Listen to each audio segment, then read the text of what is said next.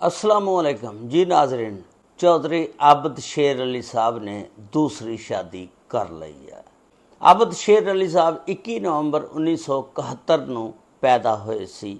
21 ਨਵੰਬਰ 2026 ਨੂੰ ਇਹਨਾਂ ਦੀ ਉਮਰ 55 ਸਾਲ ਹੋ ਜਾਣੀ ਹੈ।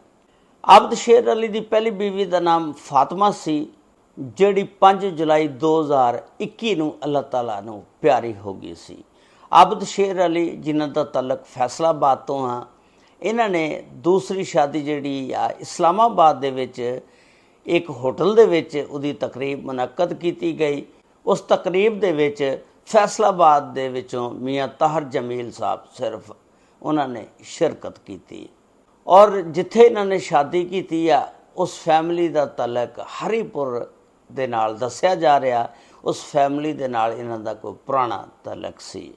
ਇਸ ਤਰ੍ਹਾਂ ਆਬਦ ਸ਼ੇਰ ਅਲੀ ਨੇ 55 ਸਾਲ ਦੀ ਉਮਰ ਦੇ ਵਿੱਚ ਦੂਸਰੀ ਸ਼ਾਦੀ ਕਰ ਲਈ ਆ। ਆਬਦ ਸ਼ੇਰ ਅਲੀ ਸਾਹਿਬ ਨੂੰ ਮੇਰੀ ਤਰਫੋਂ ਵੀ ਮੁਬਾਰਕਬਾਦ। ਤੁਸੀਂ ਵੀ ਇਸ ਦੇ ਬਾਰੇ ਜ਼ਰੂਰ ਦੱਸਣਾ, ਆਪਣੇ ਖਿਆਲਾਂ ਦਾ ਇਜ਼ਹਾਰ ਜ਼ਰੂਰ ਕਰਨਾ। अल्लाह ताला सब ते रहमत फरमाए। अस्सलामु अलैकुम व रहमतुल्लाहि व बरकातहू।